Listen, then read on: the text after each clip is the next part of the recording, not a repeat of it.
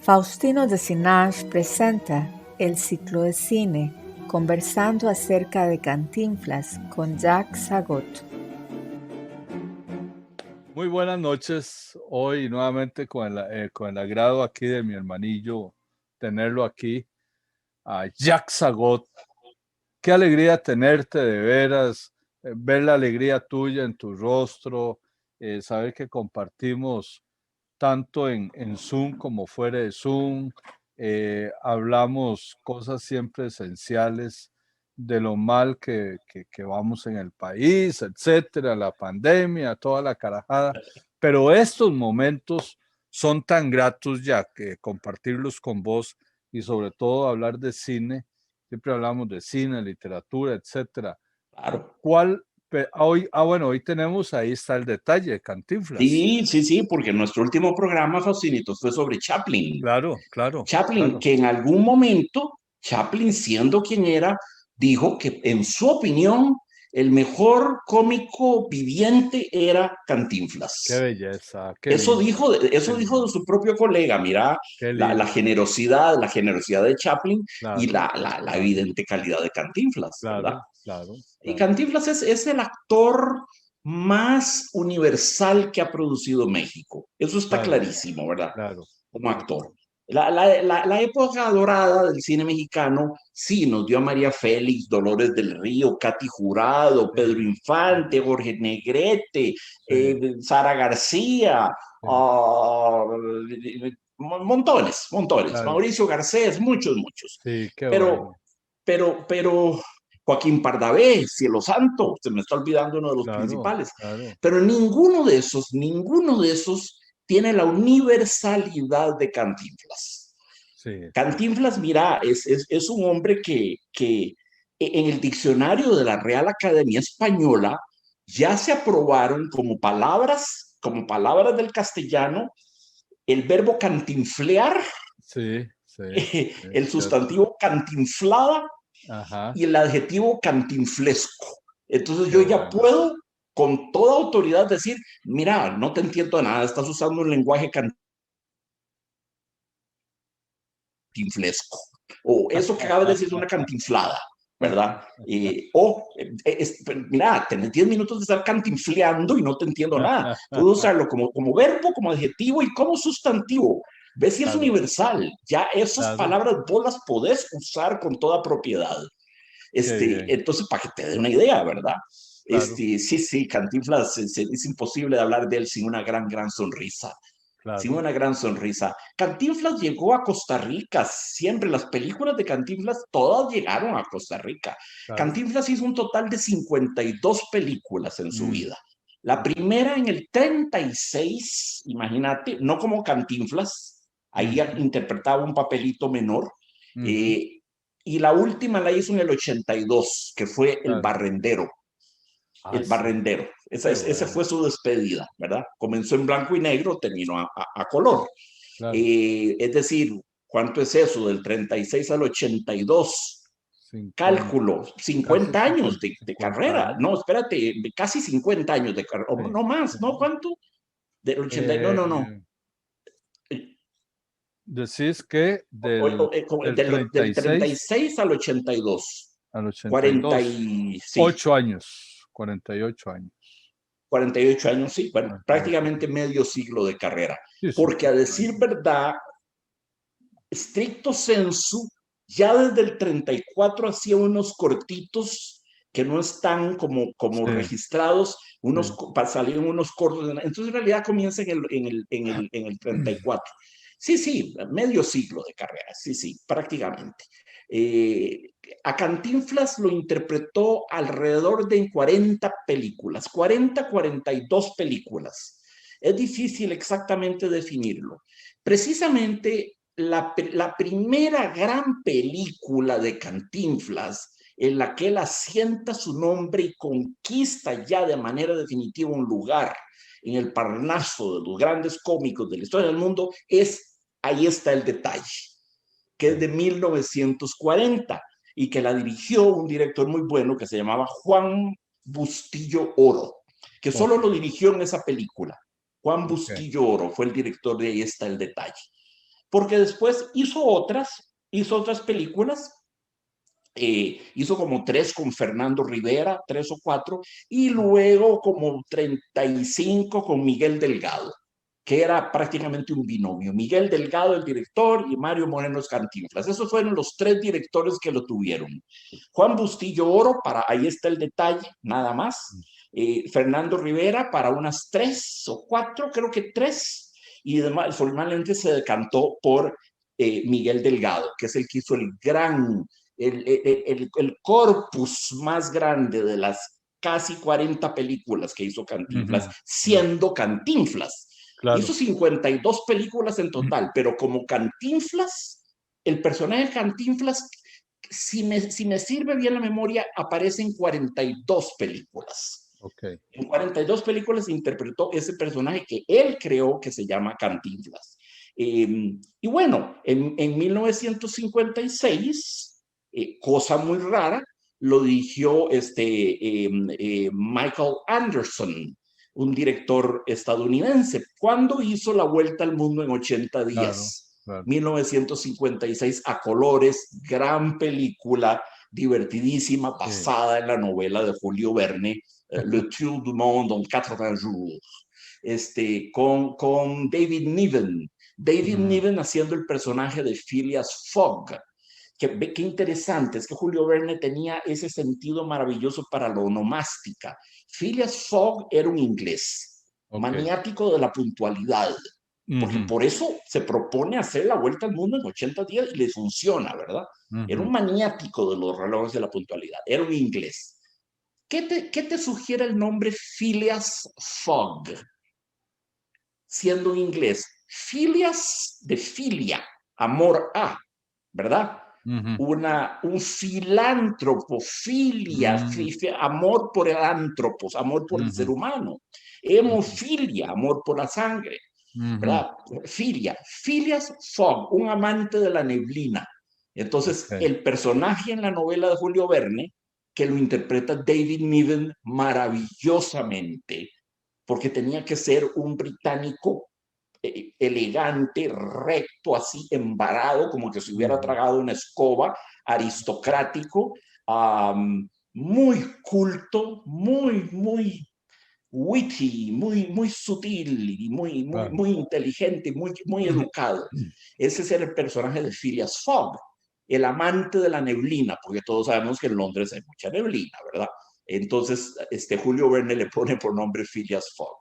Y Tres Patines hace el papel de Passepartout. Passepartout es una palabra francesa. Un passepartout puede significar varias cosas, entre ellas un picaporte. Jack, perdón, dijiste Tres Patines. Perdona, Cantinflas. Ok. Cantinflas, no, Tres Patines, no. Tres Patines tiene mucho en común con Cantinflas, pero no vamos a hablar de él ahora. No. Cantinflas hace el papel de Passepartout. Un Passepartout literalmente significa pasa por todo. Passepartout. Pasa por todo lado, o se mete por todo lado, o se escurre por todo lado. Se habla de un picaporte. Passe le Passepartout. Poner el Passepartout, poner el picaporte. Pero en el contexto de Verne, Passepartout viene significando alguien que es muy escurridizo, que se sale muy bien de todas las situaciones porque pasa por todas partes, ¿verdad? Y ese es el personaje que hace Cantinflas, Passepartout. Gracias, Faustino, porque metiendo a Tres Patines estaba haciéndole ya a nuestro público un enredo que hubiera sido cantinflesco. Claro. Hubiera sido cantinflesco. No. Estamos con Cantinflas, no con Tres Patines. Y claro, el problema tal vez con La Vuelta al Mundo en 80 días es que es una película en inglés. Entonces, el humor de Cantinflas, que es predominantemente lingüístico, verbal, no es tanto un humor físico como podría ser el de Los Tres Chiflados o del Gordo y el Flaco. Es más bien un humor verbal. Se pierde en el inglés. Cantinflas es rigurosamente intraducible. Cantinflas ¿cómo vas a traducir una cantinflada al inglés? ¿Cómo sí, vas a traducir uno de esos en que él se enreda y no sabe para dónde va? Esos galimatías verbales, esas jerigonzas en que no entendés de qué está hablando ni él entiende. claro, ¿Cómo vas a traducir eso al inglés? No funciona. Cantinflas es intraducible en ese aspecto. Entonces le dieron muy poquitas líneas de diálogo en esa película de 1956 de Michael Anderson, que fue muy premiada. Pero su actuación fue tan elocuente, aun cuando muy poco verbal, fue tan elocuente que le valió un Golden Globe Award. Le dieron un Golden Globe como mejor actor de reparto. Entonces fue muy celebrado, fue muy celebrado. claro, Las claro. películas de Cantinflas las distribuía Columbia, Columbia Pictures en Estados Unidos. Entonces, Cantinflas nunca careció de magníficos distribuidores, ¿verdad? Él hacía Ujú, las películas en México, con Televisa, San ujú, Ángel. Ahí ujú. las hacía en México, pero después Columbia se las distribuía a todo el mundo, sobre todo al mundo hispano parlante. Porque repito, ¿cómo vas a mostrar a Cantinflas en sueco, un Sí, no, islandés o en ruso? ¿Podés imaginarte? Es imposible.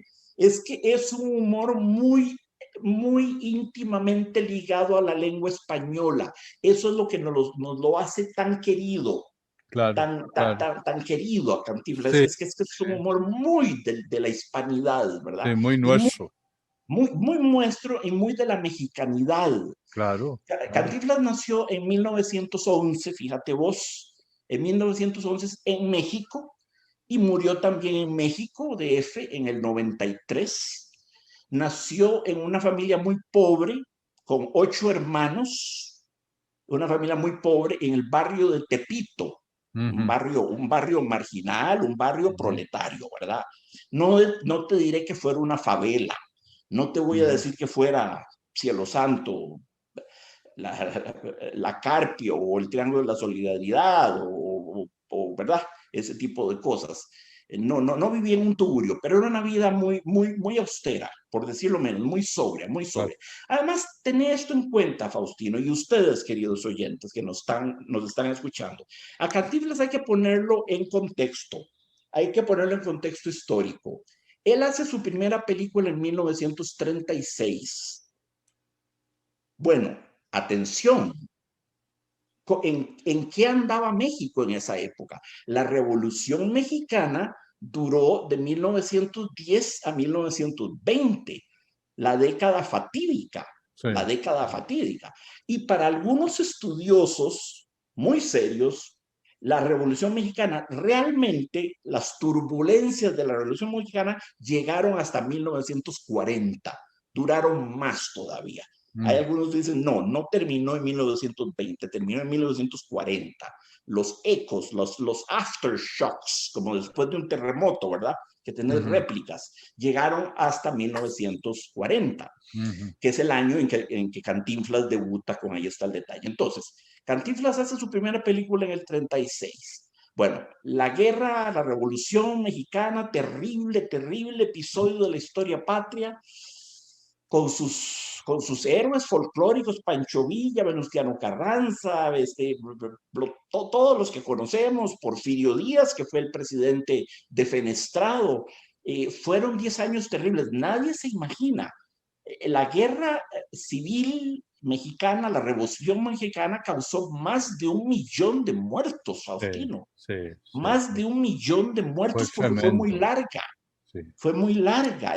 sí, Es inimaginable. sí, sí, sí. Y para colmo, si aceptamos que termina en el 20, concepto que te repito, muchos historiadores no estarían de acuerdo, Ujú, dirían que no, que en realidad la guerra llegó hasta el 40, pero aceptemos a priori que terminó en el 20. Bueno, ya del 26 al 29 se vino otra guerra fratricida, espantosa, intestina, mexicana, que fue la famosa Guerra Cristera, una guerra de tipo religioso. ujú, Eh, eh, la guerra cristera o cristiada, la llaman cristiada, como decir la Ilíada o la Odisea, la ujú, cristiada, ¿verdad? ujú. Porque el presidente Plutarco Elías Calles implementó una serie de políticas muy laicas y le quitó a la Iglesia Católica un montón de privilegios. Entre ellos, predicar fuera de la iglesia, entre ellos, dejarse, etcétera, etcétera. Y qué bien que lo hizo. Y qué bien que lo hizo. Eso hace falta. El poder eclesiástico es como todo poder humano, muy, muy, muy, como una mandrágora, ¿va? Se extiende, abarca, cubre, como toda forma de poder, tiende a la expansión. Sí, Se sale de su ámbito sí, sacro sí. y se mete en la política, en la economía, en las finanzas, en la filosofía, en los derechos, en todo termina metiéndose. No, perdón, señores, perdón, la iglesia que se quede sanando almas, Claro. que me parece una cosa importante y muy bella. No estoy choteando. Ujú, Creo que esa es una muy bella e importante misión. Que la claro. iglesia se quede confortando a la gente, velando por la salud de la fe de un pueblo y velando por las almas. Me parece maravilloso, me parece maravilloso.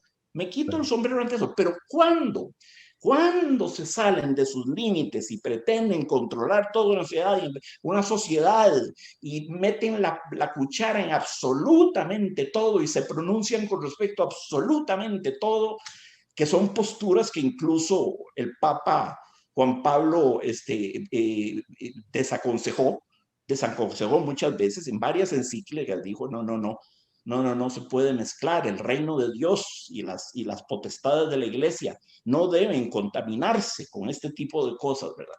Entonces, en todo caso, Plutarco Elías Calles le empezó a quitar privilegios a la Iglesia Católica. Entonces se formó una guerra en México entre los cristeros, los defensores de Sí. Cristo, los que iban con la Iglesia Católica, y los que iban con Plutarco Elías Calles. Y ahí murieron 100,000 personas más. Híjole. Estamos en el 29. Entonces, 20 años de guerra, de revolución civil, más de 1,000,000 de muertos, y luego 3 años de guerra cristera, de 26 al 29, 100,000 muertos más. En 1930, México tenía un índice de analfabetismo del 70%. Híjole. Híjole.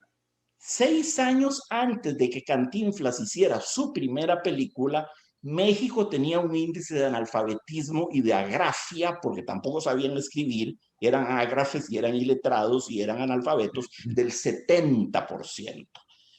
Y una ciudad y una población, una ciudadanía herida, malherida por 2 guerras consecutivas, fratricidas entre hermanos, internas, que son las que más duelen y que son las más absurdas y las más terribles, son las guerras entre hermanos, ¿verdad? Las guerras civiles. Entonces, Cantinflas llega en 1936 y en 1940, ahí está el detalle, y llega en el momento histórico justo, cuando el país necesitaba desesperadamente un héroe popular, una figura que se identificara con el pueblo, que fuera la voz del pueblo, que representara al peladito, Claro. al Claro.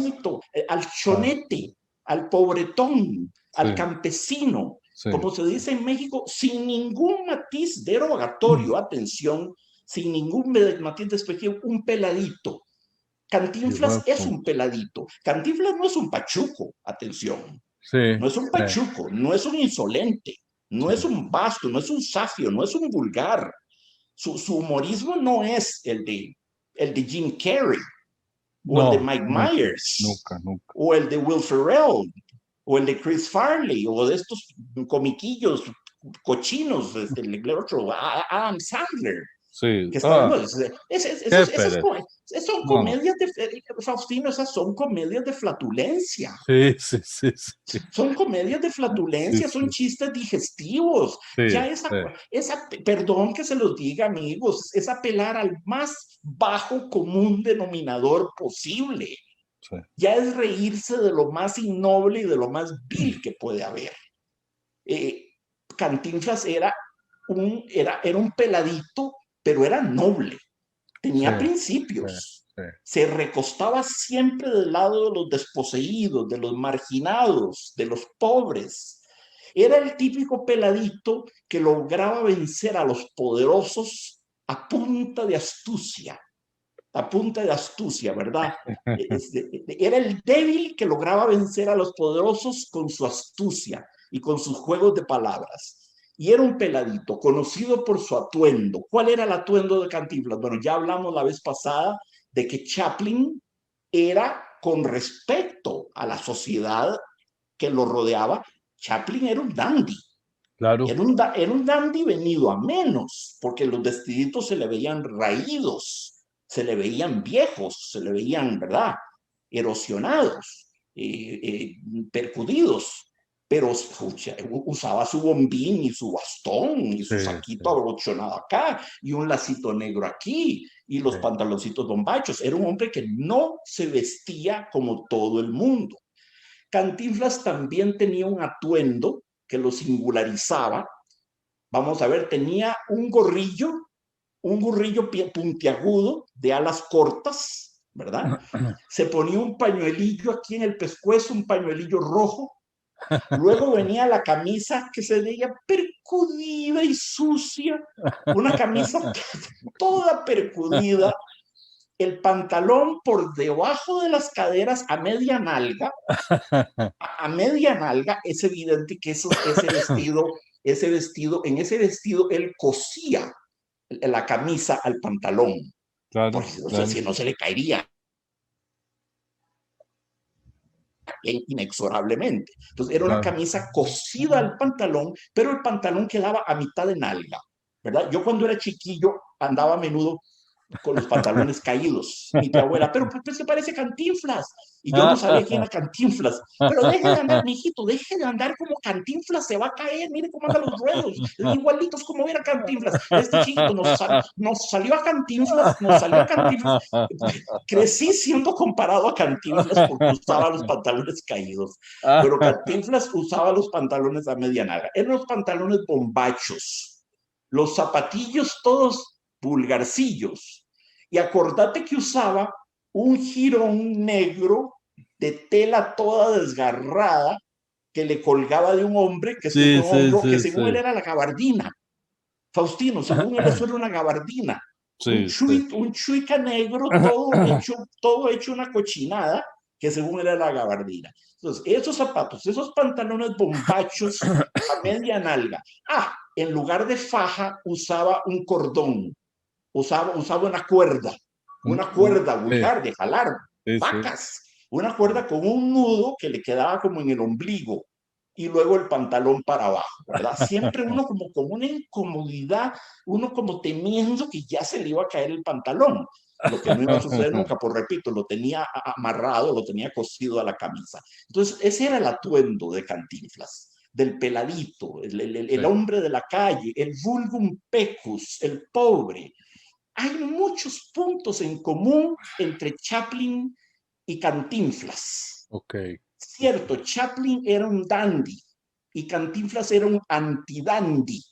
Cantinflas quería lo más posible aproximarse al pueblo, a esos obreros subproletarios del barrio Tepito, en una de las zonas más pobres de México DF, donde él nació en 1911. Entonces, Cantinflas es un anti-dandy, pero su atuendo es singularizador.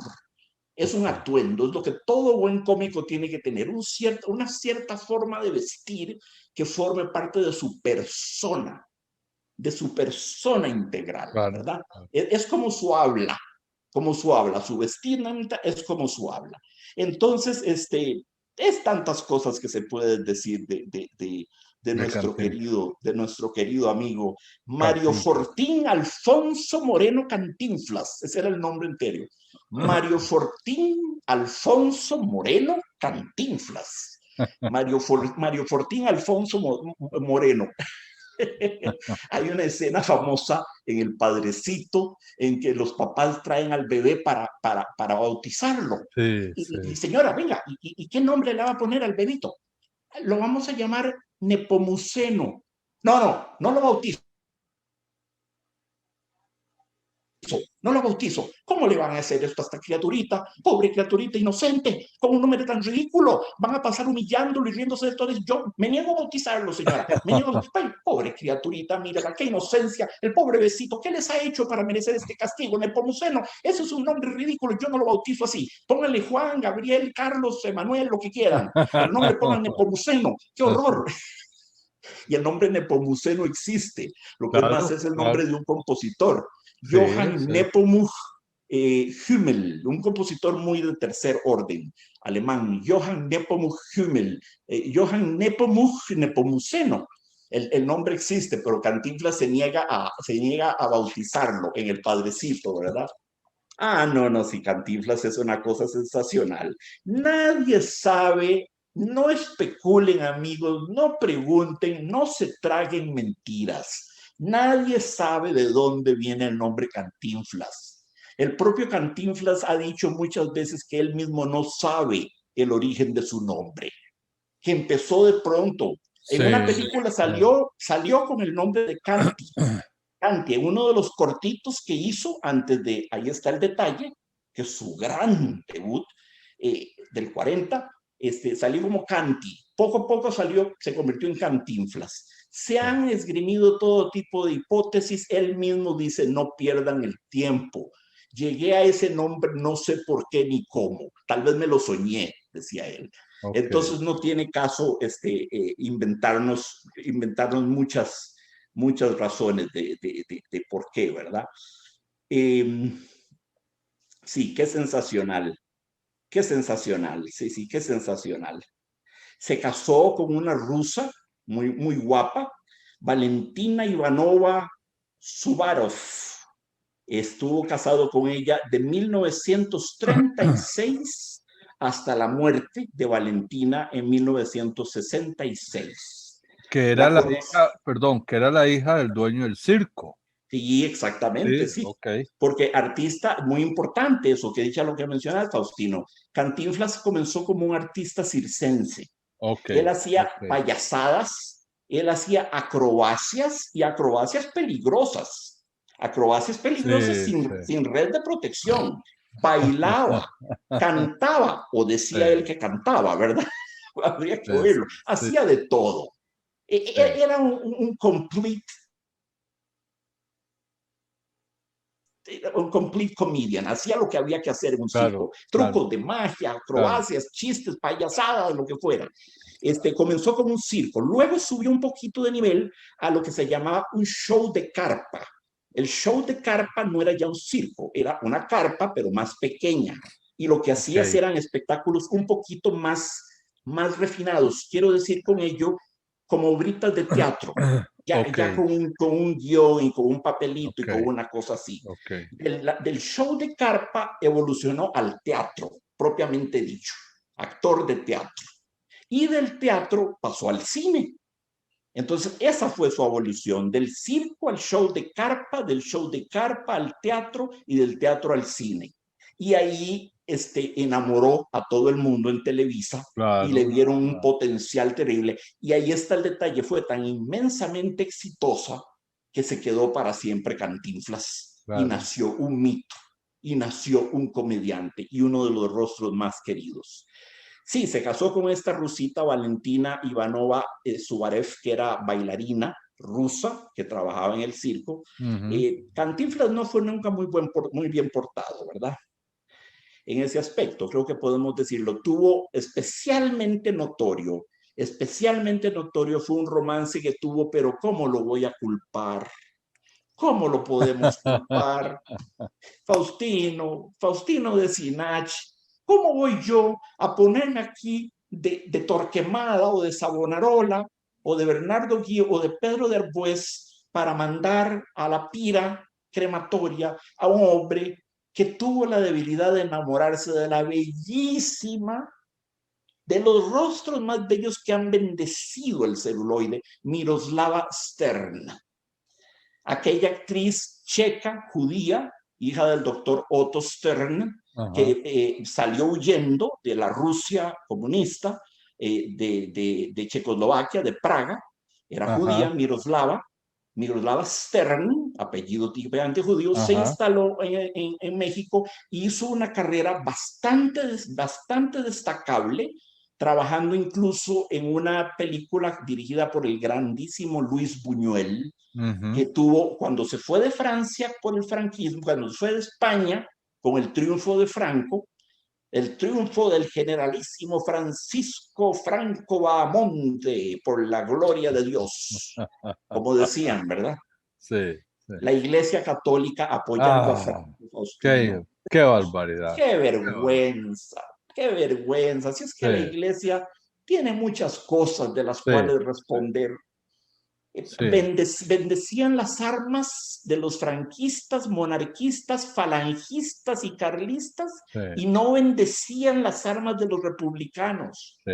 Le daban la extrema unción a los que luchaban con Franco y les negaban la extrema unción, cosa que un sacerdote no puede hacer.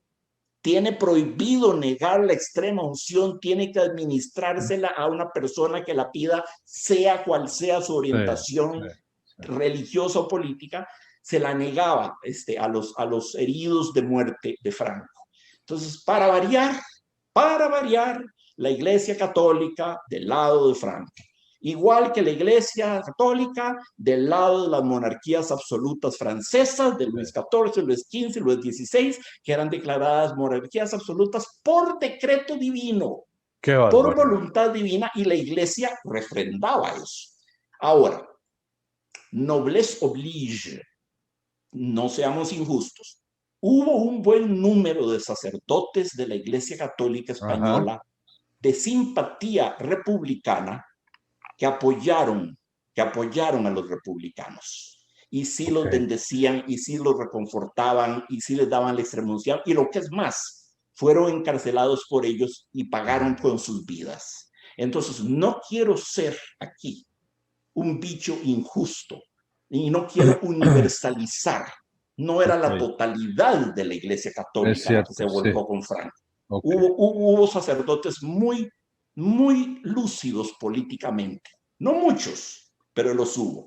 Muy bien, entonces, bueno, Cantinflas tuvo un notorio público, todo el mundo sabía, romance con Miroslava Stern, que era la mujer más bella que yo he visto en el cine.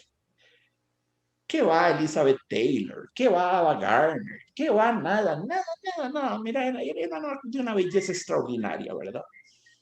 Yo conozco papás que les han puesto a sus hijas Miroslava en honor a esa actriz. Claro, ¿vos sabés? Claro. Ve qué divertido. En Francia conocí una y aquí conozco a otra Miroslava. Y le digo, ¿pero por qué te pusieron su nombre tan eslavo? ¿Por qué es que mi papá adoraba a una actriz que se llama, no me digas, Miroslava Stern. Sí. Imagínate vos.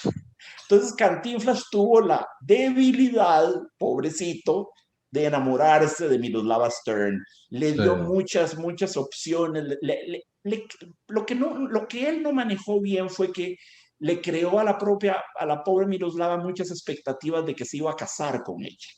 Y se terminó quedando de manera definitiva con su esposa rusa.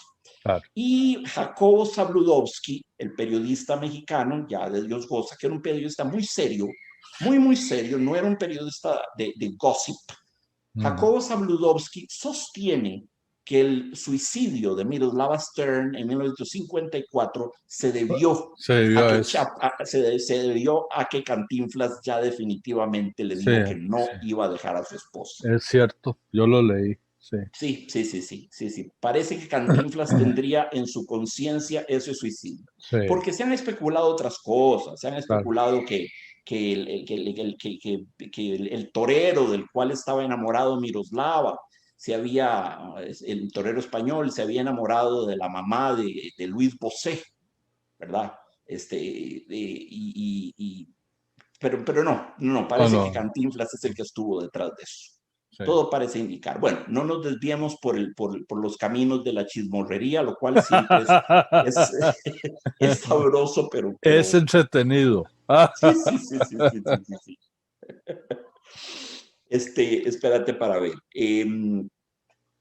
Sí, fue muy importante. Cantinflas tuvo un gran peso político. En 1961 apoyó al vicepresidente Lyndon B. Johnson, que luego sería presidente de los Estados Unidos cuando asesinaron a Kennedy, para que eligieran al primer congresista mexicano en los Estados Unidos, que fue el señor Henry B. González. Okay. Era alcalde de Texas y luego congresista por el estado de Texas en el Parlamento, en el Congress de los Estados Unidos. Fue el primer latino, fue el primer congresista latinoamericano que tuvo Estados Unidos, fue el señor González, y fue gracias al apoyo de Cantinflas, que ya en el 61 era una figura muy, muy, muy conocida. Cantinflas quería mucho a Costa Rica. Cantinflas estuvo en Costa Rica varias veces en los años 70, varias veces. Tengo un amigo hasta que le tocó ir sentado con él en el avión y hablaron todo el rato y me cuenta todo eso. Luego vino en el 82 y en el 85 porque se hizo muy amigo de don Luis Alberto Monge. Entonces se reunía con Luis Alberto Monge y se hizo muy amigo de don Oscar Arias también, que lo tuvo en su casa más de una vez. Claro. Hay fotos de esas visitas del 82-84. Pero Cantinflas ya estaba muy, muy, muy cirugiado, ¿verdad? Sí. Muy cirugiado. Cuando él andaba por la calle, ahí en la Plaza de la Cultura y todo, no lo reconocía la gente. La gente no corría a pedirle autógrafo porque no lo reconocían literalmente, que era un hombre setentón y la cara muy, muy cirugiada. Pero era muy amigo de Luis Alberto Monge y muy amigo de don Oscar Arias. Don Oscar Arias dice que era de un encanto, que era de una simpatía, que hablaba exactamente como cuando se cantinfleaba. Que era lo mismo, que era un enredo así, que uno se quedaba aquí, que era una cosa simpaticísimo, simpaticísimo. Quería mucho a Costa Rica, Cantinflas. Hay un vínculo Cantinflas-Costa Rica que es muy estrecho, muy estrecho. De eso es importante mencionarlo. ¿Qué les iba a decir, amigos? Bueno, llegó a ser tan popular, Cantinflas, tan popular, que en algún momento le pidieron a Diego Rivera hacer un mural, uno de sus bellísimos murales, en el Teatro de los Insurgentes, de la Avenida de los Insurgentes, en el teatro, Diego de Rivera haciendo un enorme mural, y Diego de Rivera puso a Cantinflas al lado de la Virgen de Guadalupe. Esas cosas que le gustaba hacer a Diego Rivera, muy heterogéneas, poner a Lenin a la par de Beethoven o Stalin a la par de, ¿verdad? Cosas a la par de Marx o cosas así muy, muy, muy, muy curiosas. Entonces puso a Cantinflas a la par de la Virgen de Guadalupe. La iglesia protestó, hubo insurgencias, gente que decía que eso era blasfematorio. Entonces, ¿qué hizo Diego de Rivera? Borró a la Virgen de Guadalupe y dejó a Cantinflas. Diego de Rivera, que era requete ateo, ¿verdad? Tremendamente ateo y comunista. No les gusta tener a Cantinflas en la pared. Pues, me vuelo a la Virgen. Y la voló y la eliminó del mural y dejó a Cantinflas. Imagínate lo que eso fue, ¿verdad? Claro. Sí.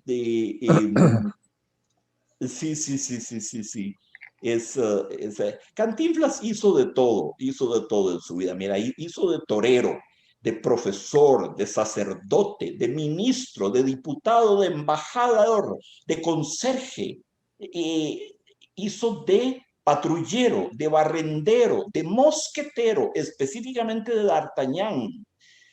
Hizo de Romeo en Romeo y Julieta. Hizo de mago, de bombero. Hizo de fotógrafo, de caballero, de un atorrante en el bolero de Raquel, de extra en una película cinematográfica, de médico, hizo de Sancho Panza. Dos veces hizo de Sancho Panza, hizo de Cristóbal Colón. Todos esos roles los encarnó. Era polimorfo, Sí. era proteico, él se transmutaba en todas esas cosas. Y es, vos sabés, Romeo y Julieta es una obra sublime de Shakespeare, y está el momento en que matan a Mercucio, el amigo de Romeo, el gran Mercucio, que era provocador y tenía una chispa verbal como una daga, ¿verdad? Era un hombre brillantísimo, Mercucio, más interesante que Romeo. Claro. Si yo hubiera sido Julieta, me hubiera enamorado de Mercucio, no de Romeo, pero bueno, Shakespeare no lo quiso así. Y es el amigo de Cantinflas, ¿verdad? Cantinflas, que es Romeo, y le matan a Mercucio. Y claro, en la obra de teatro eso da origen a un monólogo desgarrado y la gente llora y todo. Y Cantinflas lo que hace es llegar y decir, mira, cuate, te han tronado. Pero mira, cuate, te han tronado. Es un humor a menudo, Claro. a menudo basado en la desolemnización de situaciones muy graves, ¿verdad? Muy serias. Pero él las retrotrae a su mundo de Claro. risa. No Sí. llega a decirle, querido amigo, dame tu daga para vengarte. Esta daga sedienta de sangre irá a hincarse en la carne del infame que te asesinó. No dice eso. Cuate, te han tronado. Entonces, y todo eso en un decorado de la Verona renacentista en Italia, ¿verdad? Y que sale un tipo, cuate, te han tronado. Eso es el decalage, Sí. la no coincidencia del decorado con la expresión, lo que termina por producir la risa, ¿verdad? Eh, Antes de ser actor de carpa y de cine, Cantinflas intentó ser médico, no funcionó, intentó ser boxeador y le quebraron la nariz, y cuando vos le ves la nariz a Cantinflas en una película, vos se la ves hundida. Él tiene aquí Okay. el tabique nasal un poquito hundido. Okay. Eso no es de nacimiento. Eso fue los golpes que se llevó en su, por dicha, breve carrera como boxeador, ¿verdad? Eh, y bueno, terminó encontrando su modus vivendi en los circos y en las carpas, ¿verdad? Y en el Claro. teatro y en el cine, por fin. Pero muy bien, vamos ahora a la película propiamente dicho, porque hasta ahora no hemos hecho otra cosa que hacer los preámbulos para poner en contexto a nuestro amado Cantinflas. Es importante, amigos, recuerden, en 1930 México tenía un 70% de analfabetismo. Cantinflas no podía crear un personaje que se expresara como Shakespeare, ¿verdad? Claro, No nunca, podía. O que nunca. hablara como Octavio Paz o Carlos Fuentes, No. porque no podía. Él era un hombre del pueblo. Su jerigonza, su ininteligibilidad puede ser entendida de muchas maneras. Tal vez como un reflejo incluso de la mala forma de hablar que la gente más ignorante y más desfavorecida de México tenía. Posiblemente tenían un léxico muy limitado, ¿verdad? Venían de 20 años de guerras y de todo tipo de cosas. O tal vez esa jerigonza impenetrable sea como un lenguaje cifrado para que lo entiendan solo los otros peladitos, ¿verdad? Un lenguaje cifrado con el cual Cantinflas se protege lingüísticamente, se protege de los poderosos, enredándolos con esa especie de cortina de humo o de tinta, como si fuera un pulpo o un calamar. Suelta esa cortina de tinta que es su jerigonza, su Okay. galimatías verbal. Se protege a través de la ininteligibilidad. La ininteligibilidad es en Cantinflas un recurso para protegerse de los poderosos. Una manera de sacarlos ¿verdad? Como cuando un ajedrecista te vende un peón envenenado y vos te lo comes de buchón y te das cuenta que con eso quedaste en una posición terrible, ¿verdad? Entonces, esa jerigonza puede ser interpretada de esa manera. Es una conjetura nada más. Es mi conjetura. Claro.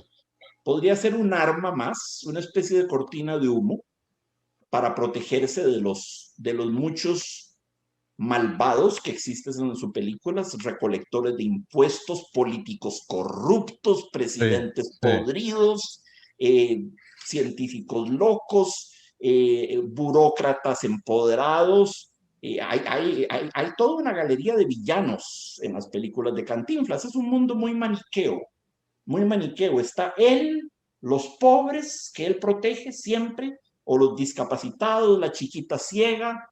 En el conserje hay una muchacha ciega a la cual él trabaja como un loco para que un científico le pueda devolver la vista. Eso es muy chaplinesco. Eso lo tenés en la película Luces de la ciudad de Chaplin. Cierto. La muchacha cieguita que vendía flores, ¿te acordás? Que Sí, Cantinflas se enamora de ella. claro. Perdón, Chaplin se enamora de ella. Chaplin. Muy bien.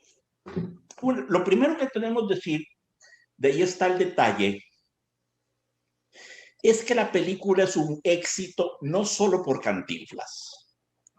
La película es un éxito porque tenían un supporting cast de primerísima línea, Okay. donde destaca de manera principal Joaquín Pardavé y Sara García.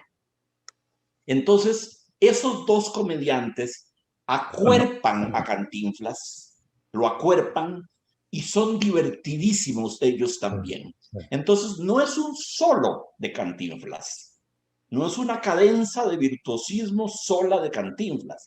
Cantinflas está aupado por dos actores de reparto de primerísima línea. Joaquín Pardavé hace de don Cayetano, que está casado con su esposa, pero padece de unos celos patológicos, espantosos. Joaquín Pardavé siempre salía de eso, Joaquín Pardavé, de esposo al que le ponían los cuernos, era típico, el pobre. No sé qué le veían, pero siempre salía haciendo eso. Qué viejillo más simpático era Joaquín Pardavé. Qué sensacional actor, mira. Y salió un montón de películas. Desgraciadamente murió muy joven. Murió creo que a los 56 años de edad, si me sirve bien la memoria. Allá en los 50, no llegó a los 60. Caramba, pudo haber actuado 20 años más fácilmente, ¿verdad? Pero su legado es imperecedero. Y en esta película hace de un viejo pomposo, muy pomposo y muy cursi para hablar. Mira, me dio tanta risa que escribí algunas de las cosas. No, en primer lugar, toda la película reposa sobre ese principio cómico típico de las comedias de Molière, por ejemplo, o de Goldoni, de las comedias barrocas, que se llama el quid pro quo. Los estadounidenses nos han enseñado un sentido erróneo, corrupto, pervertido del quid pro quo. Los estadounidenses entienden que el quid pro quo es un trueque. Ok, yo te doy una cabra y vos me das 3 gallinas. Esto por lo otro. Es un quid pro quo, ¿verdad? Es un intercambio, es una transacción, es una negociación. Yo te doy un quid y vos me das el quod. Ese nunca fue en el mundo de los comediógrafos griegos y latinos, nunca fue el sentido del quid pro. Quid pro quo es una situación en la cual uno está hablando de una cosa y la otra persona cree que es otra cosa, ¿verdad? Sí. Entonces, por ejemplo, el gran quid pro quo, de ahí está el detalle, es que Cantinflas mata a un perro. Mata a un perro que se llamaba Bobby. Y después muere también un tipejo, que cortejaba a la esposa de Joaquín Pardavé, que era un rufián que también se llamaba Bobby. Entonces hay un quid pro quo. En la escena del juicio le preguntan a Cantinflas si él mató a Bobby y dice, sí, yo maté a Bobby. Lo maté como el perro que era.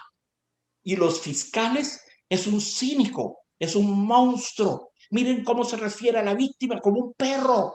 No era un hombre, para él era un perro. Para él la vida humana vale lo que un perro. No, pues lo maté, lo maté. Y lo maté con alevosía y con premeditación y por la espalda y con ventaja. Pero qué cinismo de monstruo. Merece la pena máxima. Merece ser ahorcado. Los reporteros, ¿verdad? Claro. Apúntenlo. Este es el psicópata del siglo. Este es el monstruo del siglo condenando de su propia boca, confesando que lo mató por la espalda con alevosía, con premeditación y con ventaja. Y el fiscal, el acusado, el juez, el abogado acusador, feliz de la vida. Claro, Feliz de la claro. vida porque Cantinflas le está. Y el pobre abogado defensor, pobrecito, arrancándose los pelos de la cabeza. No, no, porque en la película se llama Leonardo del Paso, Cantinflas. De nuevo, se llama Sí. Cantinflas, pero en otro quid pro quo sale como un tal Leonardo del Paso, que sería otro quid pro quo, hermano de la esposa de Joaquín Pardavé, es decir, Ok. cuñado de Joaquín Pardavé. Toda la comedia está basada en quid pro quos. Entonces, Joaquín Pardavé comienza teniéndole celos a Cantinflas, pero donde le dicen que se llama Leonardo del Paso y que es el hermano de la esposa, oh, eso hace de ti un hermano político, ven a mis brazos, eres parte de mi familia y de mi sangre, querida, abrázate con tu hermano, abrázate, no, pero abrázate más duro. Y Cantinflas feliz, ¿verdad? Abrazándole, al final ya no la quiere soltar. Y la otra pobre que no sabe dónde meterse porque sabe que él no es el hermano. Lo que pasa es que si no lo hace pasar por el hermano, no tendría cómo explicar que habían matado a Bobby, el que era su amante. A Claro. Bobby, el que era su amante. A Bobby lo mató otro individuo. Cantinflas al que mató fue al perro Bobby. Entonces el abogado defensor llega y se le encarama encima y le tapa la boca a Cantinflas y le dice, usted no me diga nada, usted mató sin saber por qué, porque disparó en defensa propia, en mitad de la oscuridad, porque vio la forma de un hombre que lo amenazaba, y usted mató en defensa propia y no me diga nada. Cantinflas se lo quita encima, no, que no, insisto, lo maté con toda conciencia y con toda alevosía, con toda premeditación. Calculé el tiro, lo tomé por la espalda, por traición, y lo maté y lo ejecuté a ese perro, y estoy feliz de haber matado a ese perro. Maldito perro. Y todo el mundo horrorizado, Claro, horrorizado. claro. Sí, sí, sí, de Eso es un acuerdo, quid de pro acuerdo. quo, eso es un quid pro quo. Ok. Eso es, tomar una cosa, estar hablando de una cosa cuando están hablando. Cantinflas asume que están hablando del perro, Claro, no claro. del amante de la esposa de Joaquín Pardavé, que se llamaba Bobby, que fue asesinado por otro hombre. Entonces, Joaquín Pardavé siempre celoso, este... ah, le habla a la esposa y dice, puedo imaginar los labios tumefactos y mefíticos de ese miserable, el verdugo de mi honra. ¿Dónde estás, verdugo de mi honra, para matarte? Puedo imaginar sus labios tumefactos y mefíticos. Caramba, eso ya parece escrito por Jacques Sagot. Faustinito, eso pareciera que yo escribí, pareciera que yo soy el autor del guión. Claro, claro. Me muero de la náusea de imaginar los labios tumefactos y mefíticos de ese miserable, de ese rufián, de ese gañapán. ¿Dónde estás, verdugo de mi honra? Quiero matarte a ti, verdugo de mi honra. Era un viejo pomposo, divertidísimo. Después llegan a la casa y dice esta línea, ¿puedes creerlo? ¿Dónde está el canalla que ha mancillado la sacrosanta albura de mi tálamo nupcial? Oye, qué frase, Faustino, no te la voy a repetir. No, es que esto podría salir de Lope de Vega. Claro. Esto vos lo Sí, encontrarías en Calderón, sí, sí. en Lope de Vega, lo Claro. encontrarías en Cervantes, lo encontrarías en Shakespeare. pero es ridículo que un viejo burgués de México del siglo XX llegue y diga, ¿dónde está ese rufián que ha mancillado la sacrosanta albura de mi tálamo nupcial? La sacrosanta albura es blancura, de alba, de blanco. Ese rufián que ha mancillado la sacrosanta albura de mi tálamo, el tálamo, el lecho nupcial. Así hablaba el viejo, ¿verdad? Y Claro. seguía con el cuento de que verdugo de mi honra, ¿verdad? Entonces, Joaquín Pardavé, mira, es por lo menos tan divertido como Cantinflas. En esta película, por lo menos, por lo menos. Pensar que sobre ese lecho, ese torvo asesino perpetró su nefando crimen, mancillándote a ti. Ese asesino perpetró su nefando, no nefasto, su nefando crimen, ¿verdad? Es decir, Joaquín Pardavé es una bola de pomposidad. Eso es lo que lo hace risible, Claro. eso es lo que lo hace anacrónico, es un viejo del siglo XX que se expresa como si viviera en el siglo de oro español. Se expresa como si fuera Góngora y Argote o Francisco de Quevedo. Y ni eso, porque Quevedo no era tan ridículo. Tal vez de Góngora más bien. Sí, ¿Verdad? sí. Es divertidísimo, es divertidísimo. Mira, yo no puedo evitar contar esta historia como una pequeña digresión. Todo el país se acuerda de Lilito Aguilar Machado. Don Alejandro Aguilar Machado, el hermano del pianista, don Guillermo Aguilar Machado, muy distinguido pianista nacional. Bueno, don Alejandro fue director del Colegio de Costa Rica durante muchos años. Y era un hombre muy culto, muy culto. Lilito Aguilar Machado, don Alejandro, le decían Lilito. Joaquín Gutiérrez, que lo conocía muy bien, una vez me dice, sí, Lilito era un hombre muy culto, pero tenía un problema, Jack. Tenía un problema, y es que era cursi, me dice. Era muy cursi. Muy Pero estoy viendo cursi. la carilla de don Joaquín. Don Joaquín era muy cursi. Y es como que arrugó la nariz como diciendo, era muy culto, pero era insoportable de oírlo, ¿verdad? Bueno, a Lilito Aguilar Machado le secuestró la hermana el gran poeta Santos Chocano, el gran poeta peruano Santos Chocano, que estuvo en Costa Rica, estamos hablando del tiempo de UPA, le secuestró a la hermana y se la llevó a un hotelillo que quedaba ahí como por el lado de la estación al Pacífico. Y la tenía ahí arriba y la hermana estaba feliz de la vida, la hermana, Claro, refocilándose con su claro, secuestrador, que era claro, además un tipazo guapísimo y claro. uno de los grandes poetas de Latinoamérica. Entonces llegó Lilito en medio de la calle frente al hotel, y cuando Lilito abría la boca, todo el mundo le prestaba atención, porque era un hombre de una cultura y de una erudición y de un barroquismo, y hablaba con tal cantidad de florituras barrocas. Entonces se formó un círculo para oír a Lilito, y el círculo se hacía más grande, y la gente tomaba nota de lo que decía Lilito, y ahí estaba. Todo esto lo sé por, ¿sabes quién? Don Guido Sáenz, que Claro, claro. estuvo ahí presente y vio El la grande, escena. Y claro. estuvo ahí y me decía que los insultos de Lilito, ¿quién se va a insultar por eso hoy en día, Faustino? Miserable, vil, hombre cruel, sin entrañas. Has mancillado la honra de mi hermana. Mi daga te espera, miserable. Mi daga te espera. ¿Qué me dices, daga? ¿Qué me dices? ¿Que tienes sed de la sangre de ese criminal? Ya serás saciada. Pronto saciarás tu sed de sangre. No escapes de mi mano. No escapes de mi mano, daga, que te necesito bien asida. Te necesito bien empuñada para que pruebes la sangre de las vísceras de ese criminal, más animal que hombre.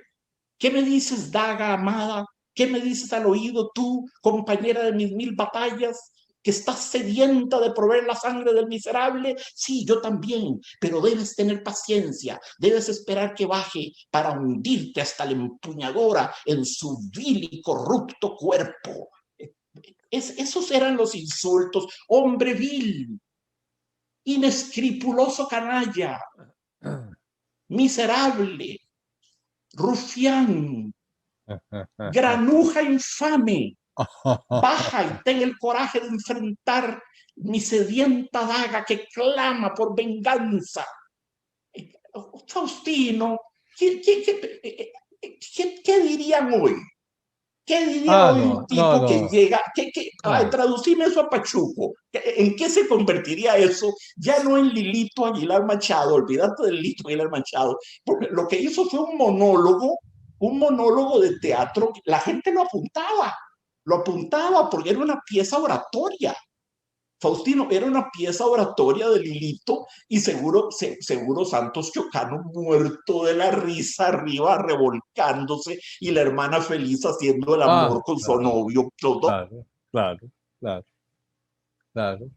Felices de la vida. El único que hizo un ridículo, bueno, no fue un ridículo, representó gratis un monólogo teatral. Hablando con su daga sedienta de sangre. No escapes de mi mano todavía. No escapes de mi mano que te necesito aquí, bien asida, bien empuñada, para justiciar a ese canalla, ese granuja, hombre desnaturalizado. Faustino, en lugar de todo eso, ¿qué te dirían hoy? A ver, no lo podemos decir por televisión, pero te lo puedes pensar, ¿verdad? Claro. Hijo de tal, hijo del otro, hijo de lo demás allá, cara de esto, cara de aquello, cara de no sé qué, venga y le rompo la madre, venga y Hoy sería un pleito de pachucos espantoso, ¿verdad? Rata inmunda. Mucho peor que eso, mucho peor que eso.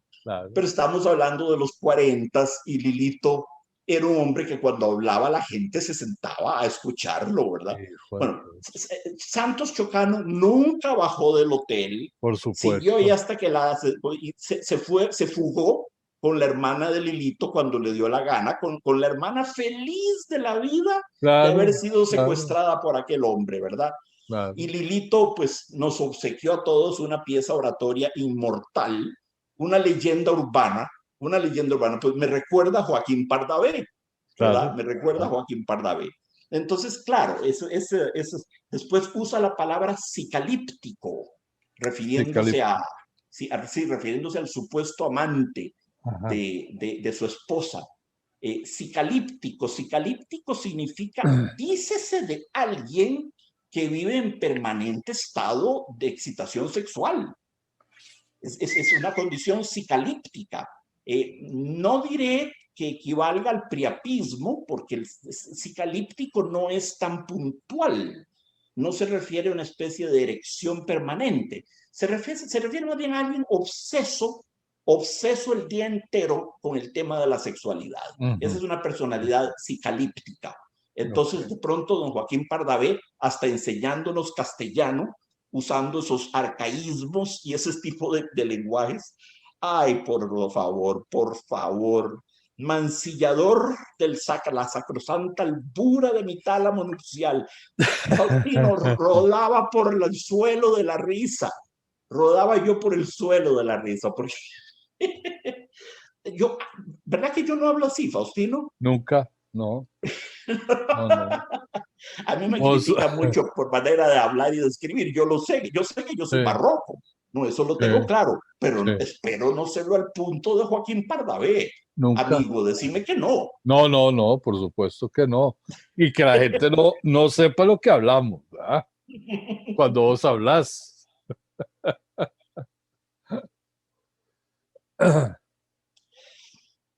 Ay, Dios santo. Entonces, el juicio que se le hace a Cantinflas, alias Leonardo del Paso, es un enorme quid pro quo. El que más sufre y se arranca los pelos es el abogado defensor, porque Cantinflas le está sirviendo en bandeja el crimen al fiscal, al acusador. Que si fui yo el que lo maté. Me dice, sí fui yo, pero fui yo. No, Cantinflas, no fue usted, tiene que decir que no, pero si fui yo, ¿por qué voy a mentir? Yo maté al perro. Pero, oigan, ¿cómo se refiere a la vida de un ser humano? Sí, lo maté, con premeditación, con alevosía, con cálculo, por la espalda y con ventaja. De todas esas formas lo maté y quedé muerto, tirado en el suelo, el perro. Y todo el mundo creyendo que está hablando de un ser humano. Es tan cómica la situación que hasta el juez se ríe. El juez, el que está haciendo el papel de juez, se ríe y no es una risa pautada en el guión. No es una risa pautada, es el actor que le da mal de risa ver aquello. ¿Sabes dónde se veía mucho eso, Faustino? Ajá. Y era muy perceptible porque todos esos números todos esos soliloquios eran improvisados en Tres Patines, en la tremenda corte. Claro, claro. El juez Aníbal de Mar, con su toga, ¿verdad? Su birrete y todo, y los dientotes aquellos, a menudo lo veías al juez y el juez estaba muerto de la risa. Claro. No podía ocultar la risa ante porque Tres Patines lo improvisaba. Los cantinfleos de Tres Patines, que era más o menos lo mismo, pero con otro acento y se iba hablando de su mamita, y la mamita para arriba, y la mamita parecía unos enredos que no se sabía para dónde iba, y de pronto enfocaban al juez, y vos ves que el juez estaba muerto de risa. Claro, claro. Esa risa no estaba en el guión, era el actor ante la improvisación de Tres Patines, que todo eso lo improvisaba, eso no se actuaba. Igual, Cantinflas improvisaba sus cantinfleos, no se actuaba, eso no estaba en el guión. En el guión sale Cantinflas y ponen ahí, monólogo de Cantinflas. Y nadie sabe qué va a decir. Ni Cantinflas sabe un minuto antes lo que va a decir. Él abre la boca y comienza a enredar. Pues porque yo te digo, ¿verdad? Que como, pues que, es decir, que si primero me acusan de que Bobby y después que, pues tú sabes que tú entiendes, es muy difícil de entender todo esto, porque todo eso es puro humor improvisado. Esos son paréntesis que el director Juan Bustillo Oro, paréntesis que él le abría a Cantinflas para que él se diera gusto con sus enredos y vericuetos y laberintos verbales. Eso no estaba en el guión, nunca estuvo en ningún guión de Cantinflas. Era impredecible cuánto iba a durar y cuándo iba a terminar, y si iba a terminar y con qué palabra. ¿Me entendés? El otro actor tenía que estar atento a ver cuándo terminaba Cantinflas porque él mismo no sabía cómo iba a terminar. Eso es muy lindo porque tanto en el caso de Tres Patines como de Cantinflas le da a los actores un espacio muy grande para improvisar. ¿Ves? Para improvisar yeguadas, está bien, no importa, pero es que hasta para improvisar yeguadas hace falta talento, Faustino. Claro, claro. En Cantinflas lo que hay constantemente son rupturas de la dirección del discurso. El discurso va para acá, de pronto se rompe y va para allá, de pronto se rompe y va para arriba, de pronto se rompe y va para abajo, de pronto toma derecha, de pronto toma izquierda. Hay una constante ruptura de la dirección narrativa de sus monólogos. Va en una dirección y rompe y se va para otro lado, y rompe y se va para otro lado. Entonces ya, después de 2 o 3 rupturas, ya uno no puede seguir la hilación lógica del discurso porque no hay lógica en el discurso, ni hay hilación. Es un montón de incoherencias. Lo que hay es un montón de pensamientos abortados. El método de Cantinflas, el método de la jerigonza cantinflesca es predominantemente abortivo. ¿A qué me refiero con ello? A que me refiero a un sistemático, metódico y calculada interrupción de cada frase que comienza.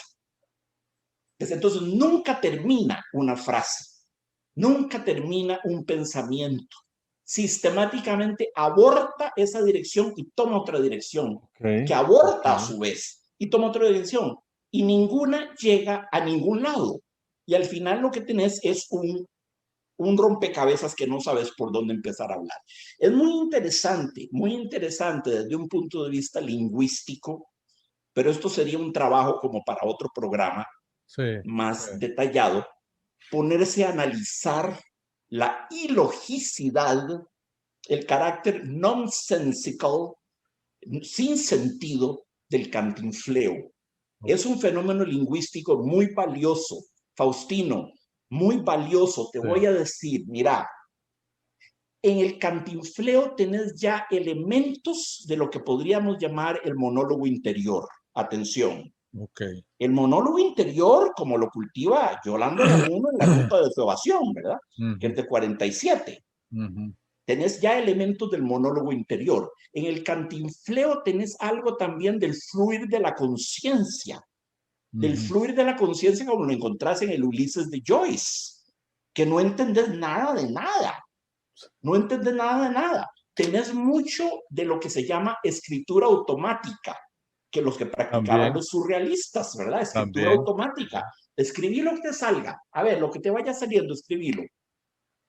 Tenés mucho también de aquel ejercicio que hacían los poetas surrealistas que se llamaba le cadavre exquis a bu le vin nouveau. El cadáver exquisito bebió del vino nuevo. Que esa frase la armaron cada poeta poniendo una palabra sin saber el resto de las palabras, a ver qué salía, ¿verdad? Entonces Bretón y Sará y el otro y el otro y el otro y el otro hicieron una frase en que cada uno ponía un sujeto, el verbo, el complemento, esto. Y les salió cuando develaron el texto, armado colectivamente, pero sin saber que habían puesto los demás, salió la frase, el cadáver exquisito bebió del vino nuevo. Bueno, eso es en cierto modo un cantinfleo. Entonces, no subestimar la dimensión lingüística del humorismo cantinflesco.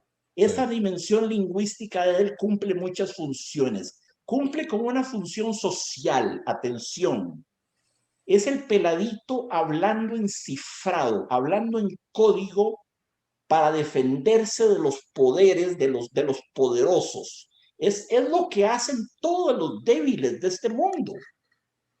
Es crear un código, un lenguaje cifrado. Es cierto, en todas las guerras mundiales se ha visto eso, ¿verdad? Que el rival no te entienda, sacarlo de sus casillas. Eso, hasta un ajedrecista te lo puede hacer. Te plantea un tipo de juego particularmente enredado, particularmente confuso, para que vos no sepas qué diantres está haciendo el rival ni qué es lo que pretende. Tiene una función de defensa social. Es el peladito, es el pobre, es el desfavorecido, es el marginado, defendiéndose de aquellos que lo pueden pisotear por medio de un lenguaje, de un idiolecto social, urbano, muy particular, solo para ser entendidos por otros miembros de la secta, por así decirlo. Tiene también relación con el monólogo interior, que es un elemento fundamental de la historia de la literatura, del advenimiento de la literatura automática, cuando se empieza a escribir el Sinsunsan famoso de La Ruta de su Evasión de Yolanda, cuando está agonizando la protagonista y habla de Sinsunsan, es el nombre de una ciudad mexicana, ¿verdad? Entonces, ese monólogo cantinflesco está vinculado al monólogo interior, que es un concepto literario de gran prestigio, y más que al monólogo interior, al fluir de la conciencia. Apunta al fluir de la conciencia y a la escritura automática. El discurso de Cantinflas, a diferencia del fluir de la conciencia, que es completamente amorfo, el fluir de la conciencia es asintáctico. No hay sintaxis. No tenés ni por dónde penetrarlo. Es asintáctico y completamente amorfo, incoherente, ininteligible. Cantinflas no es asintáctico. Cantinflas funciona abortivamente. Hay un pedazo de frase que es coherente, pero de pronto te la aborta y sale con otra línea. Que la aborta y sale con otra, y sale con otra. Es más bien como una especie de cubismo, por así decirlo, de cubismo, un cubismo lingüístico, un cubismo de la expresión, ¿verdad? Entonces hay que tomarse muy en serio estos monólogos de Cantinflas. Están vinculados a fenómenos literarios tan importantes y tan característicos del siglo XX como el monólogo interior, el Freud de la conciencia, la escritura automática y el cadáver exquisito ha bebido del vino nuevo. Entonces, de pronto Cantinflas se nos revela como un artista superior, como un artista del lenguaje realmente superior. Por eso es que Cantinflas no funciona en las películas americanas. Aunque haciendo de Passepartout le dieron un Oscar, no un Oscar, un Golden Globe Award, que es muy bueno. Claro, su gestualidad es muy buena, sí, pero yo cuando la vi a la película eché de menos las cantinfladas. ¿Cómo iba a cantinflar en inglés con David Niven? ¿Verdad? Era cortarle las alas. Claro. ¿Verdad? Entonces yo no sé, yo esa película no la disfruté tanto, con mucha gente la adora, ¿verdad? Sí. Entonces, eso es realmente un quid pro quo. Lo que los estadounidenses llaman un quid pro quo, yo te doy esto y vos me das esto, aquello, yo te doy un quid y ahora vos me das el quod. Intercambio transaccional, comercial, ese quid pro quo es una corrupción del auténtico quid pro quo, que es más bien un recurso típico de las comedias de situación. Las comedias de situación. Llega el suegro a la casa y de pronto está, qué sé yo, está el yerno con otra mujer. Entonces empieza a decir que la mujer no es su amante, sino una enfermera. Entonces el suegro empieza a hablarle de enfermería y la mujer no sabe qué decir y aquella cosa. Eso es un quid pro quo. Okay. Lo otro, lo de los gringuitos, viene a ser un do ut des. Do ut des. Te doy y vos me das. Do ut des. No tiene nada que ver con el recurso típicamente cómico del quid pro quo. Te voy a mencionar un quid pro quo que yo viví. Una cosa que me pasó en mi vida. Dale. Es un poquitín escatológica, pero es un ejemplo perfecto de lo que es un quid pro quo. Acababa de llegar yo a los Estados Unidos. Estábamos en el año 1980. Tenía un mes de vivir ahí.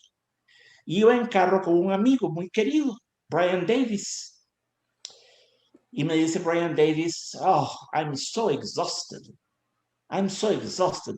I had a deposition this morning that left me completely exhausted. Tuve que hacer una deposición, pero deposición en inglés significa ir a hacer una declaración legal, a poner una demanda, a hacer un reclamo, a hacer constar algo, ¿verdad?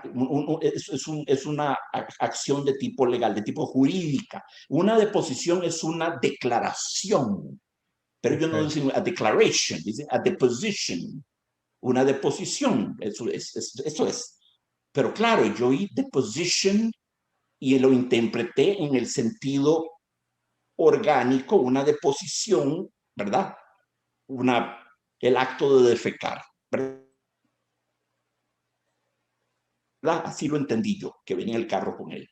Y me dice Brian, oh, I'm exhausted. Y me dijo, pobrecito, me dije yo. Claro, debe haber sido terrible, seguro padece de estreñimiento. Debe padecer de estreñimiento, pobre hombre, me dice. It took me 4 hours the deposition. Duré 4 horas con esta deposición, me dice. Y ya ahí yo empecé a pelar los ojos. No, pero no puede ser. No, pero ni en el peor caso concebible de estreñimiento, no, pero porque no se tomaron laxante, no sé qué decirle. Y seguía, y el quid pro quo seguía queriendo, me dice, and there were people, taking pictures and, taking pictures of my deposition and taking notes and registering, everything that I said during my deposition. Entonces, ya yo estaba con los pelos parados, porque me estaba diciendo, y había gente tomando fotos de mi deposición, que pasaban tomando fotos de mi deposición y grabando en una grabadora todo lo que decía yo en mi deposición. Y fueron 4 horas de deposición, Jack. Híjole. Agotadoras, con gente que pasaba tomando fotos. y gente que pasaba y que la oía la deposición, y el juez oyendo toda la deposición, y el abogado defensor, y el abogado defensor oyendo la deposición y haciéndome preguntas sobre la deposición. Y yo me decía, bueno, tendré que acostumbrarme a este país. Por lo visto, hay actos muy íntimos de deposición que se hacen en público, con fotógrafos y con grabadoras, y que duran 4 horas. Pobre hombre, me dijo yo, pobre hombre, tiene que ser un problema de estreñimiento muy, muy grave. Hasta que por fin le dije en un momento dado, Brian, please tell me, what the hell is exactly a deposition in this crazy country of yours? ¿Qué diantre significa una deposición? Bueno, una declaración judicial. No, no te puedo creer, le digo. No te puedo creer. Si te cuento lo que me estaba imaginando, es que deposición en Costa Rica means, you know, defecating. Y Brian, me hablaste de que duraste 4 horas en la deposición y que te tomaban fotos y que pasaba gente y que te preguntaba y que el juez y que la gente, o sea, una deposición pública además. Me dije, este país está loco, jamás iré yo a un juzgado en mi vida. Mira, a Brian le dio tal ataque de risa, íbamos un freeway peligroso, a gran velocidad, le dio tal ataque de risa que tuvo que parquear el carro para terminar de reírse, porque él vio que yo iba pálido. Yo iba pálido. ¿Cómo no iba a ir pálido? En un país que no conozco, me entero de que hay gente que hace deposiciones de 4 horas con gente que les toma fotos y además grabadas, y con un juez y con defensores y gente que pasa y entra de la oficina. Yo me dije, bueno, este país es una cosa espantosa, ¿verdad? El pobre Brian, donde se enteró, ¿ves? Ese fue un quid pro quo. Okay. Ese es exactamente un quid pro quo. Tomar una cosa por otra. Y ir construyendo y construyendo. Los quid pro quo siempre evolucionan como crescendos, ¿verdad? Es un recurso muy, muy molieresco. Molière usaba mucho la técnica del quid pro quo. De nuevo, es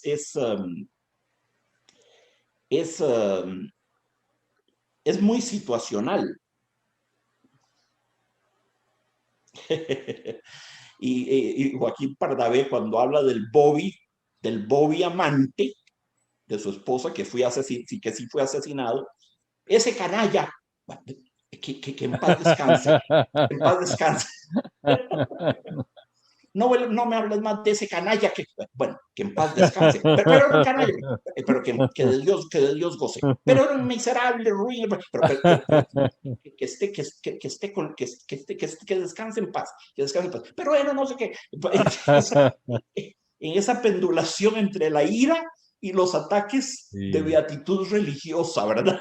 Sí, muy divertido, muy divertido.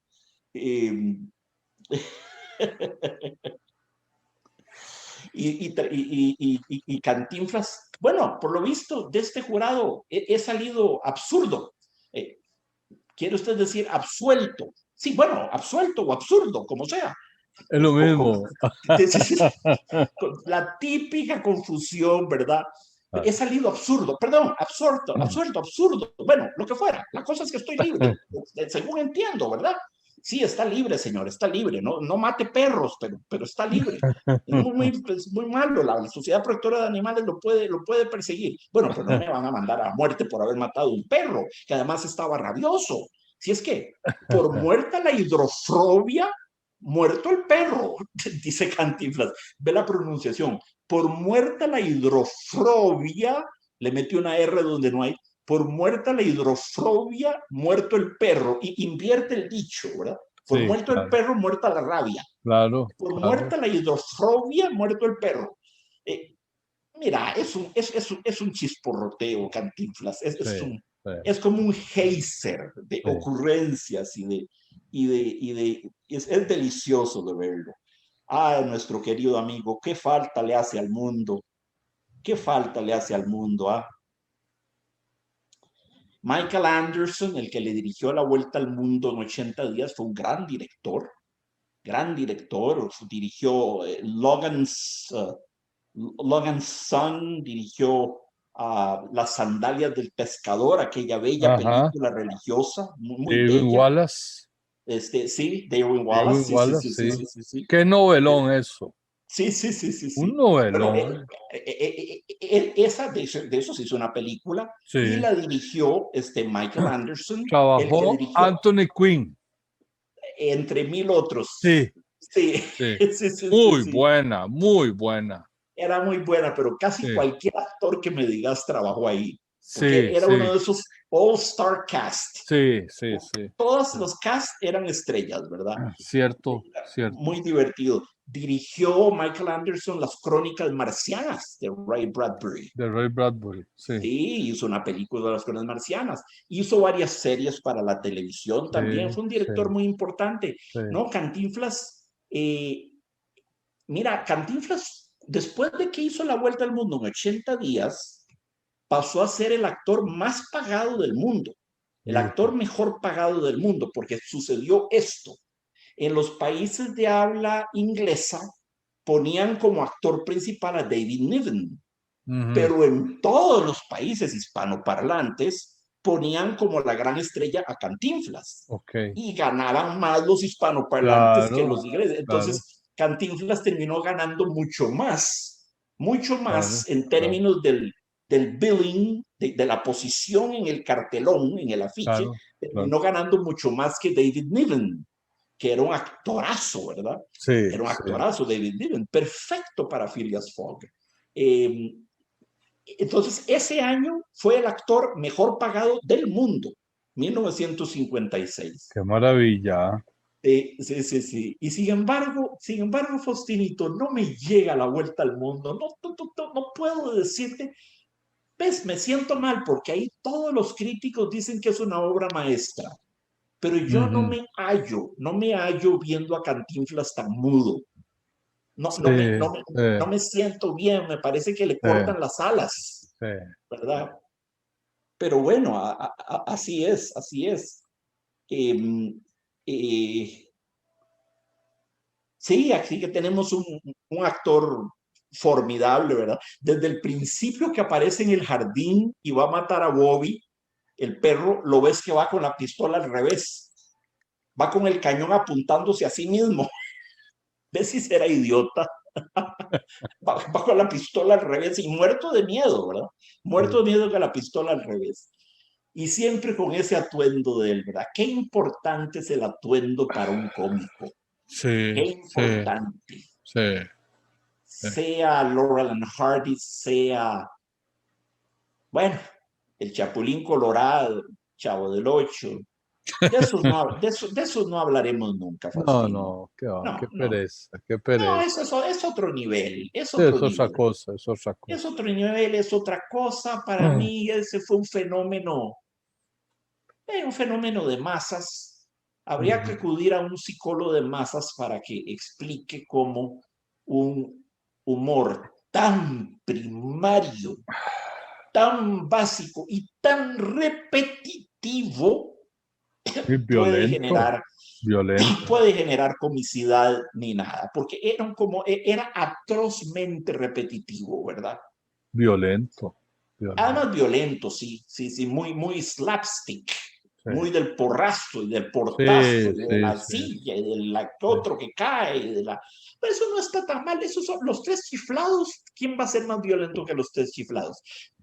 De nuevo, toda esa tradición que los gringuitos llaman slapstick comedy. Ujú, Slapstick quiere decir porrazo, martillo, de darte un porrazo en la ujú, cabeza, un ujú. slapstick, stick, un palo, ¿verdad? Un bastón, la bastonade, como la llamaban en Francia. Todo eso viene de la comedia del arte, viene de los muñequitos de la comedia del arte, de los títeres de la comedia del arte. Cuando aparecía Arlequín, por ejemplo, y Ujú. agarraba un palillo y le daba por la cabeza a Pantaleón, por ejemplo, ¿verdad? Y los chiquillos gritaban, que le pegue más, que le pegue más. No, no, que no le pegue. Era el humor de Guiñol, ¿verdad? De la comedia del arte. De ahí es que viene todo eso. Ok, ok. Y hablábamos la vez pasada, Faustino, una cosa muy interesante, creo que fuiste vos el que introdujo el tema. ¿Por qué es que con tanta frecuencia en los dúos cómicos se da la configuración de un gordo y un flaco? ¿Te acuerdas que hablamos de eso? Sí, sí, Es el caso de Laurel and Hardy, el gordo y el flaco. claro, Es el caso de Abbott y Costello. claro. Es el caso de Porcel y Alberto Olmedo, ¿verdad? Jorge Porcel y Alberto Olmedo. Qué bueno. Y hay otros que se nos olvidan. Sí. Bueno, ¿cuál es la raíz de esa configuración cómica de un gordo y un flaco? Piénsenlo, amigos que están siguiendo el programa. ¿De dónde puede provenir eso? ¿Cuál fuente realmente produjo por primera vez esa combinación cómicamente tan eficaz de un gordo y un flaco? Pues Cervantes, Don Quijote y Sancho Panza. Claro. Ahí tenés el primer dúo cómico de un gordo y un flaco. Y de ahí vienen todos. Porcel, Alberto Olmedo, Lawrence and Oliver Hardy, Stan Laurel y Oliver Hardy, Abbott y Costello. Había otro dúo mexicano que no me acuerdo cómo se llamaba. Viruta y Capulina. Viruta y Capulina, sí. Qué sí, bueno. El flaco y el gordo, sí. Todos, atención, que todos repiten el modelo cervantino.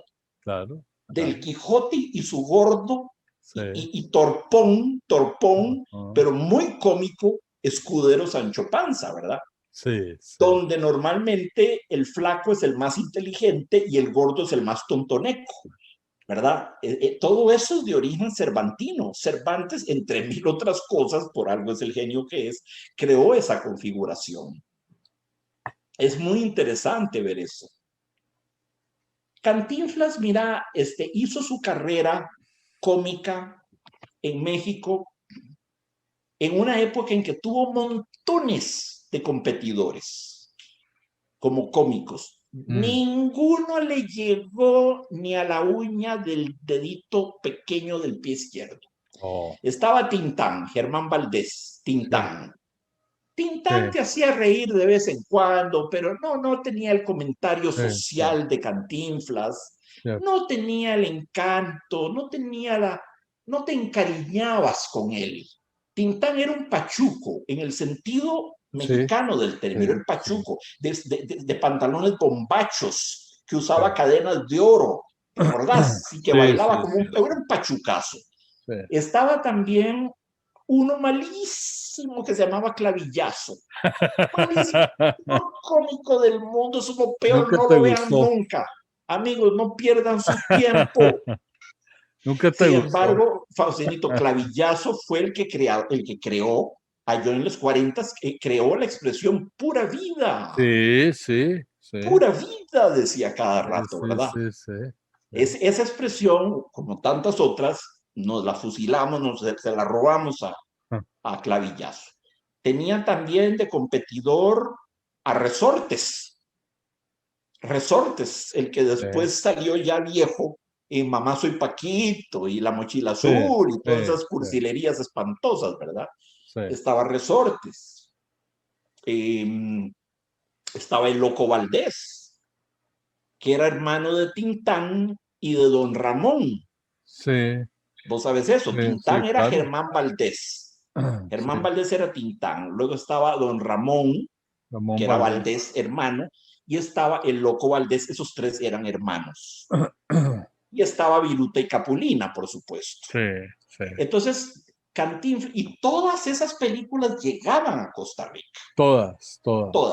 Costa Rica formó su sentido del humor, para que veas cómo evolucionan las cosas.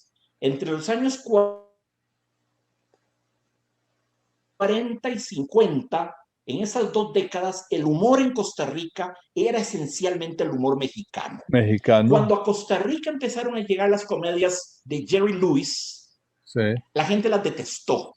La gente no se reía. ¿No han visto esa película de este payaso mexicano, Jerry Lewis, que anda con los pantalones picapollos y las mangas, ¿no? Y con unos dientes así, y con Sí, unos sí. anteojillos, y con un colocho. ¿Qué es No, una no, cosa? no. Bueno, qué porquería, mira, la gente no entendía, no entendía la comicidad de Jerry Lewis porque estábamos totalmente inmersos en el mundo de la Claro, comedia claro, mexicana. claro.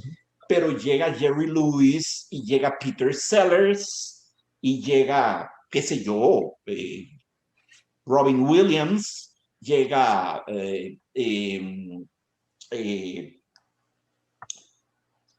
Steve Martin, llegan otros montones de cómicos y el costarricense empieza a valorar el humor gringo. Sí, Entonces, ahí, al terminar los 50, en el transcurso de los 60, nuestro humor deja de ser mexicano sí, y se hace sí, un humor completamente agringado. sí, sí, Completamente. Hoy en día vos pones en un cine a Cantinflas y en el otro lado pones a Jim Carrey haciendo de Austin Powers International, a Man of sí, Mystery, de nuevo, humor de sí, flatulencia, sí, porque eso es, en efecto, sí, y se te llena Mike Myers y nadie va a ver a Cantinflas. sí. Ahí ves, ahí hubo un cambio de paradigma cómico, un cambio radical. El costarricense se cambió rapidito en el curso de los 60. Hollywood desplazó totalmente a Televisa San Ángel y desplazó y cambió nuestra sensibilidad cómica, Mm, porque amigos, la sensibilidad humorística es una sensibilidad. Como yo puedo hablar de la sensibilidad estética o de la sensibilidad social o de la sensibilidad religiosa, todas esas son para mí básicamente sensibilidades. No facultades, no aptitudes, no, son sensibilidades diferentes. Hay gente que es insensible a lo cómico, no se ríen con nada. ¿Te has topado gente así, Faustino? sí, claro, claro. Ir a ver Es, una película es una pereza, porque uno se sí, ríe como sí, un tonto y la persona está a la par que parece incólume, inamovible, inexpresiva, con alguna especie de momia, ahí sentada a la par de uno es muy frustrante y uno muerto de la risa. Hay gente que carece de sensibilidad sí, humorística. sí, sí, Eso es como carecer de un sentido, Faustinito, sí, sí, es sí, como ser no vidente claro, o sordo, o sí, no tener olfato, o no tener capacidad de distinguir los sabores. El humor es una sensibilidad y se puede desarrollar o no desarrollar. Si lees a Molière, si lees a Goldoni, si lees a Ben Jonson, su maravilloso Volpone, ¿verdad? ujú, Esas grandes comedias, si lees los cuentos del Decamerón, de Boccaccio, si lees los cuentos de Canterbury, de Geoffrey Chaucer, de la misma época, de la segunda, de finales del siglo XIV, ¿verdad? Si lees, si cultivas tu sensibilidad humorística, como todo, amigo, como todo. sí, sí, Como cultivas también tu sensibilidad gustativa o gastronómica. Si comes manjares, ¿verdad? Pues vas a desarrollar una maravillosa sensibilidad gustativa. claro, Si todos los días tomas Coca-Cola como yo, con una hamburguesa McDonald's, espero que McDonald's no nos demande, esa va a ser tu sensibilidad gustativa. El día en claro, que te den champán con caviar, no lo vas a saber apreciar, sí, porque preferirías tener una doble cheeseburger con por una Coca-Cola. supuesto, claro, claro, Y así es todo. Igual hay una sensibilidad religiosa también, que sí, se puede cultivar o no. Igual hay una sensibilidad social sí, que se puede cultivar o no. Y por supuesto, hay una sensibilidad estética que igual se puede cultivar o no. Iré más lejos. Hay una sensibilidad erótica y más específicamente sexual que se puede cultivar o no también. Todas esas son sensibilidades para mí. ¿Ves? ok, El razonamiento, no, eso no es una sensibilidad. No. No necesitas ninguna sensibilidad, ninguna, para saber que en todo triángulo rectángulo el cuadrado de la hipotenusa es igual a la suma de los cuadrados de los catetos. Eso no necesita ninguna sensibilidad, hay necesitas otras facultades. Atención, no estoy degradando el teorema de Pitágoras, Dios me libre. Me parece bellísimo, lo que es más, siempre lo he encontrado muy poético. Y estoy hablando en serio. El teorema de Pitágoras es tan perfecto y está formulado con tal sentido de síntesis, ¿verdad? No le sobra nada, no le falta nada, no le puedes quitar nada. Es perfecto como un verso de Baudelaire. Ahora que estamos celebrando el bicentenario de su nacimiento, nació en 1821. Tenemos que hacer un programa sobre el Faustinito. En literatura, pero ahora estamos en cine. Y bueno, y querido amigo, yo creo que ya hemos hablado bastante ahí está el detalle. Yo se las recomiendo de todo corazón, amigos. Es divertidísimo, es Cantinflas en su primera, ¿verdad? En su primera gran película, 1940. Caramba, 42 quizás largometrajes hizo de Cantinflas, ¿verdad? Encarnando todos los personajes que ya mencionamos. Y fue un hombre que quiso mucho a Costa Rica. Fue un hombre bueno, fue un hombre bueno. Fue un hombre bueno, sí. Fue un hombre bueno. De nuevo, don Oscar Arias se expresa muy bien de él. Dice que era divertidísimo hablar con él. Que igual para divertirlo a uno improvisaba un cantinfleo y lo improvisaba y la gente rodaba por los suelos en la sala de la casa. Habría sido muy simpático compartir un vuelo en avión con él, ¿verdad? Y eso es, querido amigo, eso es por el día de hoy, mi querido Faustinito, mi hermanazo. Mira, ya, ¿con qué vamos a seguir? Hijo de Dios, ya honramos a Chaplin, ya honramos a Cantinflas. ¿No has encontrado aquella película, El cartero llama 2 veces? No está en internet. No está en internet. Yo pasé a dos salas de películas y no la tienen. No la tienen. Dicen que ya esa película ya murió. Nada, haber muerto nada, si es una película del 81. Sí. Eso es ayer. Sí. No, es una película buenísima.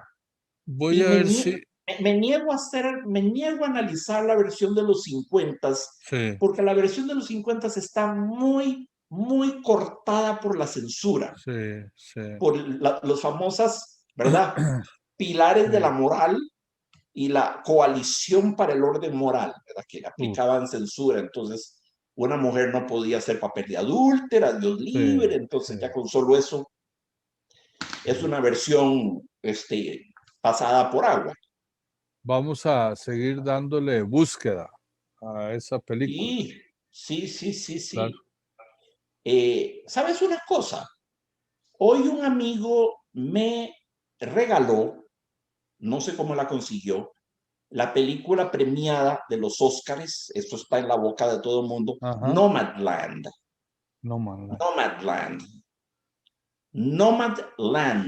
Con Francis McDormand. Sí, la chava, la mujer esta. Sí, muy buena. Yo vi un tráiler de esto. Sí. Bueno, ahora me la regalaron hace poquito. Como es una película que acaba de ganar el Oscar y está en boca de todo el mundo, dirigida por una mujer, primera vez que una mujer gana el Oscar de la Academia a Mejor Directora. Acordate que ese es un galardón que no se lo dieron nunca a Hitchcock. Cierto. Entre otros, Faustino.